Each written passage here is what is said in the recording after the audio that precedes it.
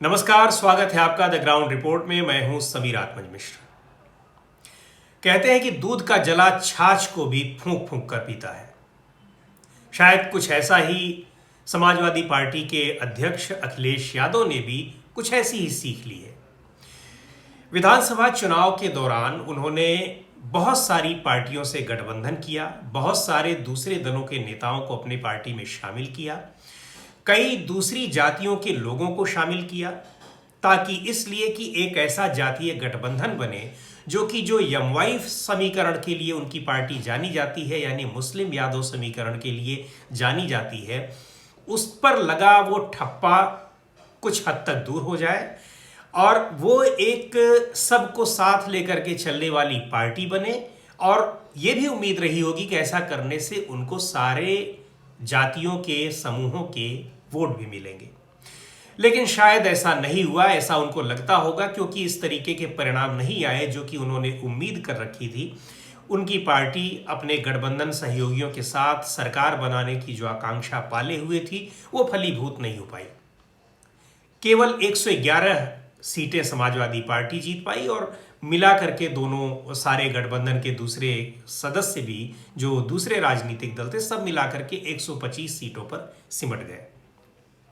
खैर, अब इन विधानसभा चुनाव के ठीक बाद अब विधान परिषद के चुनाव हो रहे हैं। स्थानीय निकाय के 36 सीटों पर विधान परिषद में चुनाव होने हैं 9 अप्रैल को, और उन चुनावों के लिए जो टिकट का बंटवारा होता है उसमें अभी भारतीय जनता पार्टी मंथन ही कर रही है, लेकिन समाजवादी पार्टी ने 19 सीटों पर अपने उम्मीदवार घोषित कर दिए हैं।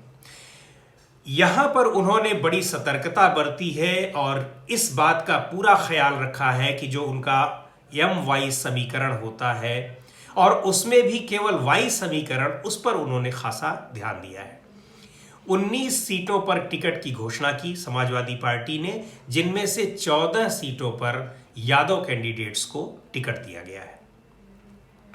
2 ठाकुर जाति के लोग हैं और 2 मुस्लिम हैं और एक अन्य पिछड़ा वर्ग के सदस्य हैं। ब्राह्मणों को इसमें एक भी टिकट नहीं दिया गया है और दूसरे और तमाम जातियों के लोगों को टिकट नहीं दिया गया है या उनका प्रतिनिधित्व इसमें नहीं हो पाया है। जबकि अगर विधानसभा चुनाव में देखा जाए तो जो मेरे पास एक सूची है उसके मुताबिक 171 पिछड़ी जाति के लोगों को टिकट दिया था, जिसमें यादव भी शामिल थे। यादव से अलग दूसरी पिछड़ी जातियां थीं, वो भी शामिल थीं।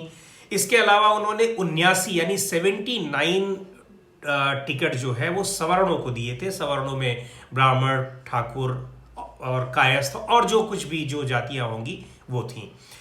और 86 सीटों पर SC ST जो सीटें हैं वहां टिकट दिए थे। 63 मुस्लिम कैंडिडेट्स को उन्होंने टिकट दिए थे। जो जीतने वाले लोग रहे तो 79 जो सीटें उन्होंने दी अगड़ी जाति के लोगों को, उनमें से केवल 10 सीटें, जिनमें 5 ब्राह्मण, 4 ठाकुर और एक बनिया वर्ग के लोगों की जीत हो पाई। बाकी करीब 69 सीटों पर ये लोग अगड़ी जाति के लोग हार गए। पिछड़ी जातियों में भी 13 कुर्मी जाति के लोग जीते हैं, 24 यादव जीते हैं, 3 लोध जीते हैं और 9 अन्य दूसरी जो पिछड़ी जातियां हैं उनसे संबंधित लोग जीते हैं। मुस्लिम कैंडिडेट्स सबसे ज्यादा, अगर परसेंटेज देखा जाए, प्रतिशत देखा जाए समाजवादी पार्टी में, तो 34 मुस्लिम कैंडिडेट जीते, जबकि उन्होंने टिकट दिए थे 63 लोगों को, यानी आधे से भी ज्यादा मुस्लिम कैंडिडेट चुनाव जीत करके आए। लेकिन जब टिकट बंटवारा होने लगा विधान परिषद के चुनाव का, तो उसमें केवल 2 मुसलमानों को जगह मिली है। एक देवरिया से लड़ रहे हैं डॉक्टर कफील खान, जो कि BRD मेडिकल कॉलेज के दौरान ऑक्सीजन कांड जो हुआ था उसको लेकर के काफ़ी चर्चित रहे। राज्य सरकार ने उनके ऊपर तमाम आरोप लगाते हुए जेल में बंद रखा। NSA भी लगाया गया, उनको हाई कोर्ट और सुप्रीम कोर्ट से जमानत हुई। काफ़ी दिन जेल काटने के बाद वो बाहर आए।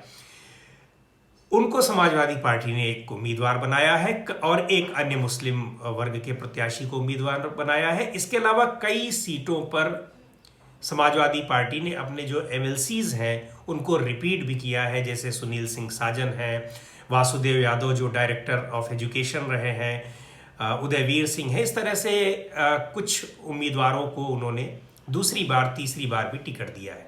विधान परिषद में भी टिकट लेकर के जीतना स्थानीय निकाय में इतना आसान नहीं होता है, लेकिन फिर भी ये जो टिकट का बंटवारा हुआ है उसमें समाजवादी पार्टी ने इस तरह से जातिगत समीकरणों को ध्यान में रखा है। तो क्या इससे ये मतलब निकाला जाए कि वो अभी भी मुख्य रूप से यादव समाज की ही या यादव जाति के लोगों की ही पार्टी है? दूसरे लोगों को ये सिर्फ इसलिए जोड़ पाती है ताकि उस जाति के लोगों का कुछ वोट उसको हासिल हो जाए, या फिर वो ये दिखाना चाहती है कि दूसरी जाति के लोगों ने उस तरीके से इसमें भागीदारी नहीं की, उनको वोट नहीं दिए जितना कि यादवों ने दिया। लेकिन अगर ये पैमाना भी है तो इसमें कम से कम मुस्लिम प्रत्याशियों का तो ध्यान रखा जाता। इस विधानसभा चुनाव में 2022 के विधानसभा चुनाव के बारे में ये कहा गया और परिणाम आने के बाद ये दिखा भी कि अधिकतम मुस्लिम मतदाताओं ने समाजवादी पार्टी और समाजवादी पार्टी गठबंधन के जो सहयोगी थे उन्हीं को वोट दिया है। तो 19 सीटों में उनका प्रतिनिधित्व कुछ तो ज़्यादा होना चाहिए था। मात्र 2 सीटें उनको दी गई हैं, और वो भी तब जब 63 सीटें पाने के बाद मुस्लिम उम्मीदवारों ने 34 सीटों पर जीत दर्ज की थी।